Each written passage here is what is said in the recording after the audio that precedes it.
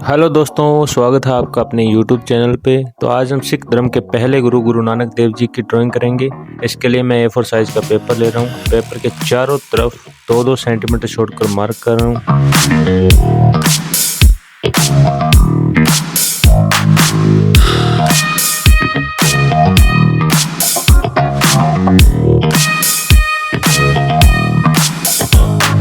Mark करने के बाद में दोनों तरफ के पॉइंट्स को एक दूसरे से मिला लेंगे।